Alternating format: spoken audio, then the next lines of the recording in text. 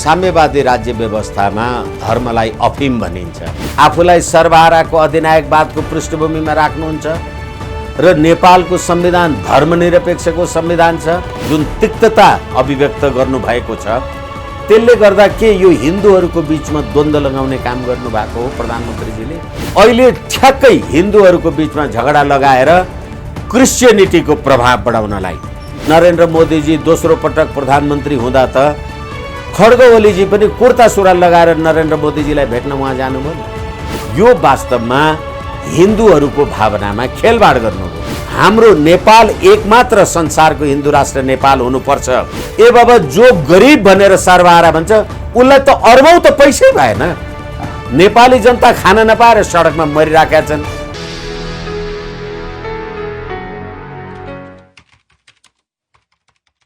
आदरणीय दर्शक महानुभावहरू नमस्कार। तपाईहरु हेर्दै हुनुहुन्छ सुनौलो खबर। दर्शकबिन्दुहरू, हामीसँग आज कुराकानी गर्नको लागि वरिष्ठ अधिवक्ता विष्णु भट्टराई हुनुहुन्छ र विशेष गरी देशमा घटेका विभिन्न समसामयिक घटनाको विषयमा चाहिँ आम नागरिकहरूमा सुसूचित गराउने क्रममा, जानकारी गराउने क्रममा देशको परिस्थिति र समय अनुकूल रहेर चाहिँ उहाँले विभिन्न तरिकाले आफ्नो अभिव्यक्तिहरू राख्दै आइरहनु भएको छ र अहिले पनि हामी देशको समसामयिक विषयमा घटेका केही घटनाक्रमको विषयमा उहाँसँग कुराकानी गर्नको लागि जोडिएका छौँ। स्वागत छ विष्णुजी यहाँलाई कार्यक्रममा। हजुर, धन्यवाद। आरामै हुनुहुन्छ? ठिकै छु, चल्दैछ।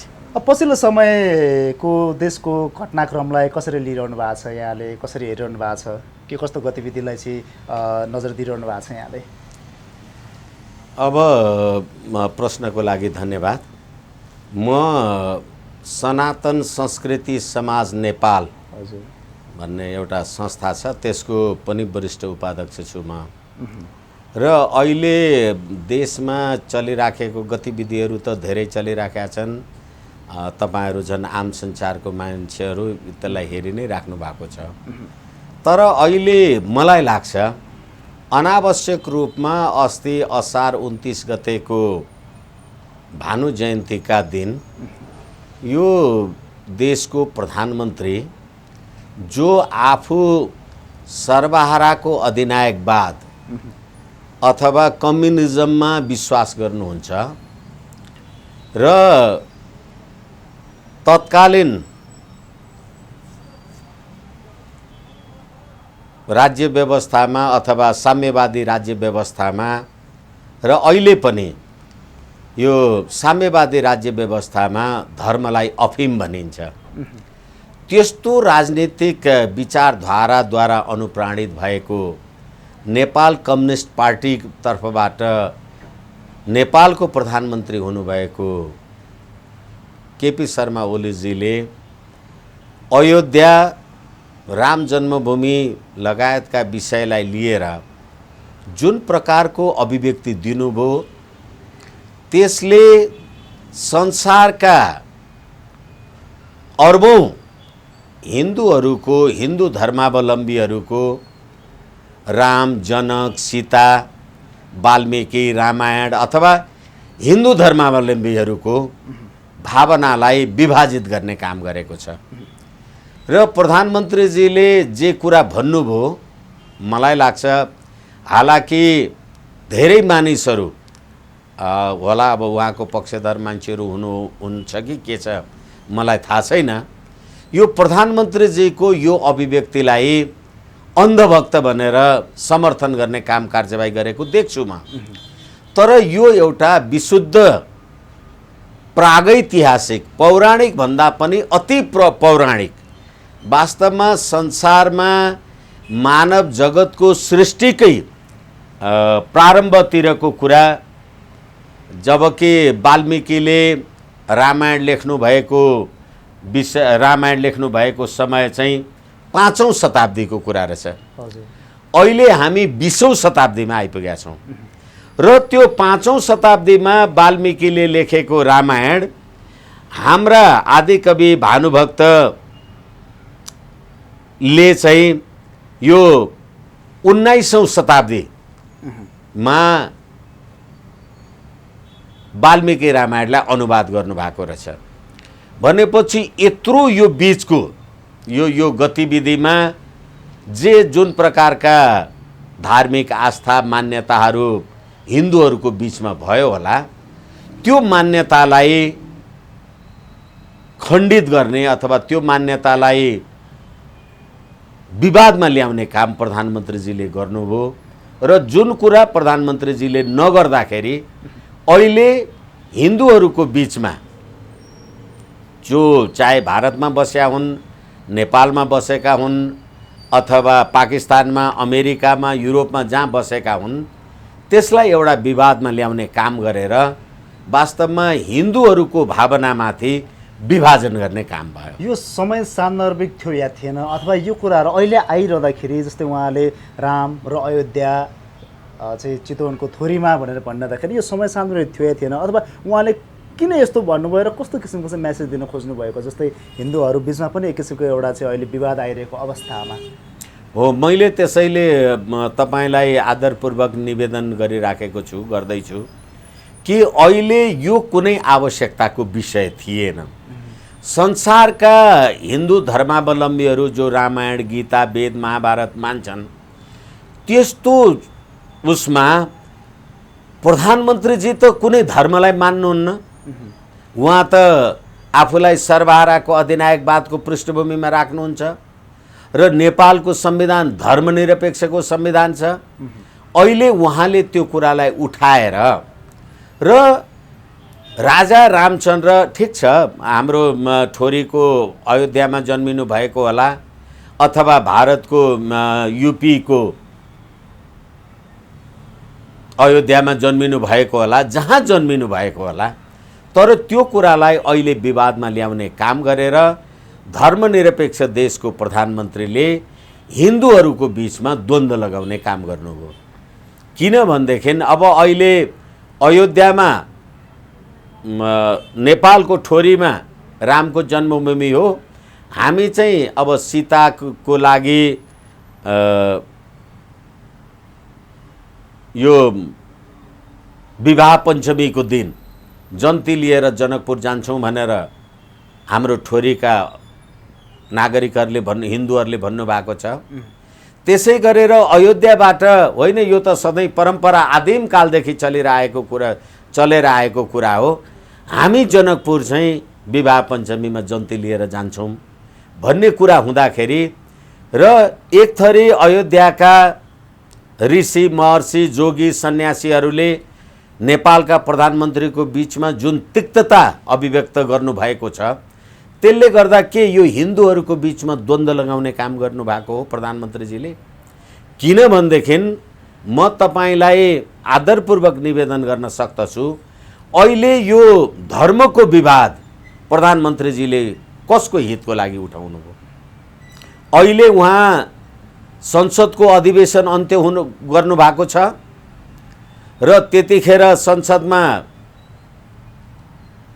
अमेरिकन मिलेनियम च्यालेन्ज कर्पोरेसन कोअपरेसनको विवाद चलिराखेको छ र त्यो एमसीसी नेपालमा पास गरियो भने यसले अमेरिकी साम्राज्यवादलाई नेपालमा भित्र्याउँछ भन्ने विवाद चलिराखेको बेलामा अहिले ठ्याक्कै हिन्दूहरूको बीचमा झगडा लगाएर क्रिस्चियनिटीको प्रभाव बढाउनलाई जे काम कारबाही गरिराख्नु भएको छ प्रधानमन्त्रीजीले, मलाई लाग्छ यो क्रिस्चियनिटीको प्रभावमा परेर यो काम कारबाही भइरहेको छ।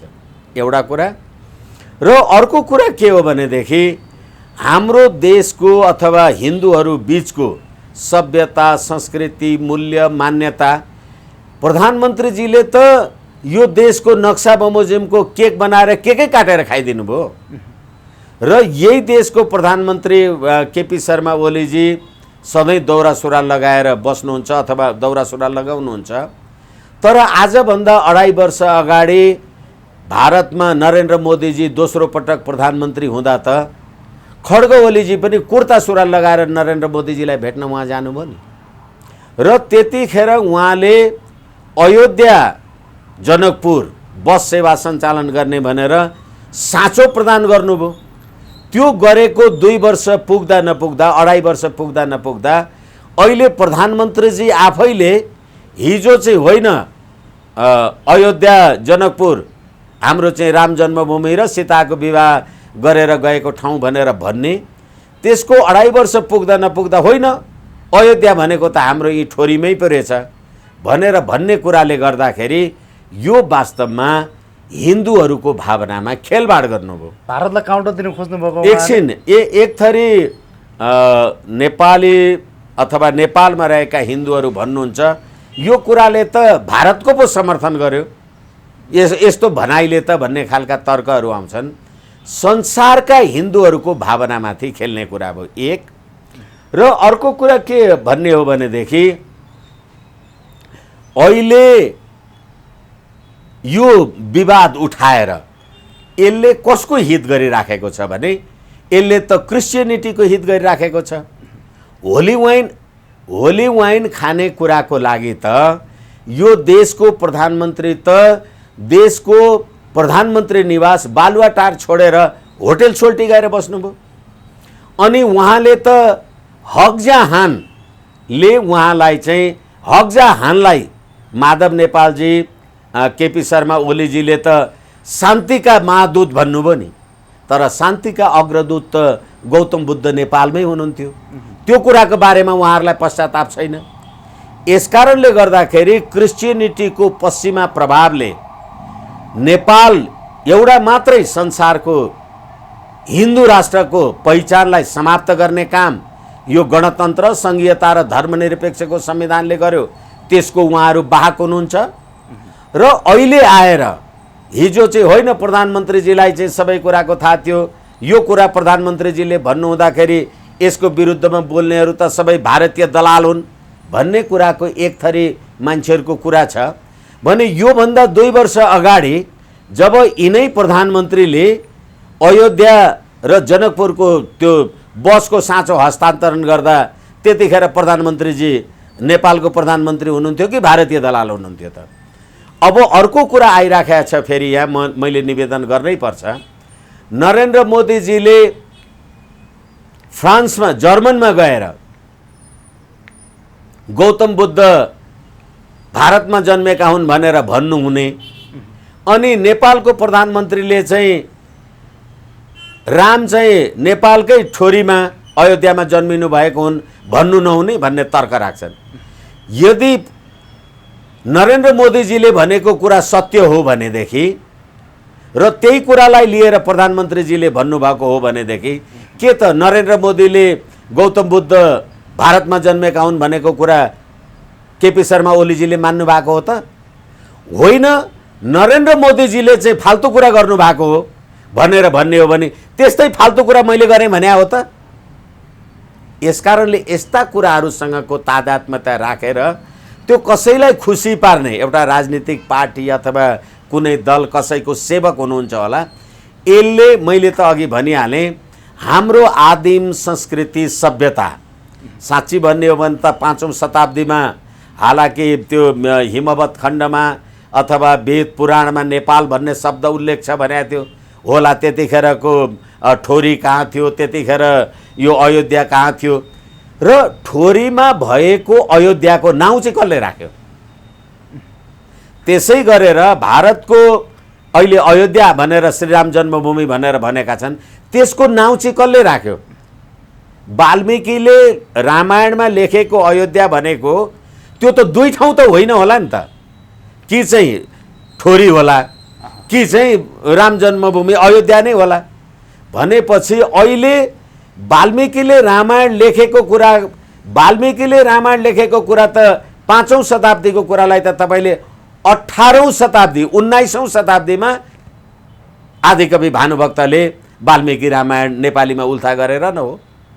त्यसकारणले त्यतिखेरको कुरा चाहिँ यही थियो अथवा त्यो थिएन भन्ने कुराले गर्दा सनातनदेखि चलिआएको हाम्रो सभ्यता संस्कृति त्यसलाई अपचलन गर्ने, त्यसलाई तलमाथि गर्ने काम प्रधानमन्त्रीको लेभलबाट गर्ने होइन।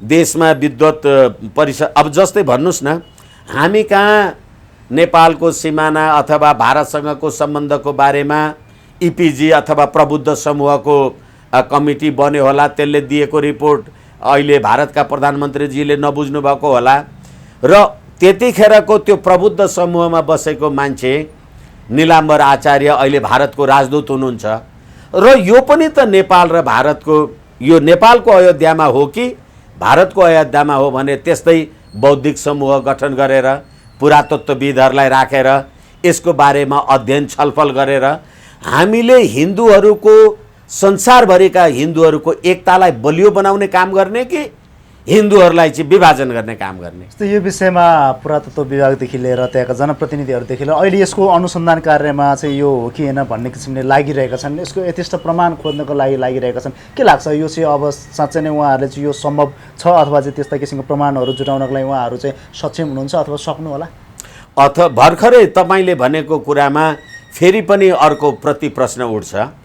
अहिले तपाईँले प्रबुद्ध अथवा त्यसबारेका जानकार मान्छेहरूलाई प्रमाण खोज्न लगाएको छ, कोनी के लगाएको छ, ए बाबा प्रमाण खोज्नै बाँकी छ भने तपाईँले भनेको कुरा त गलत रहेछ नि त।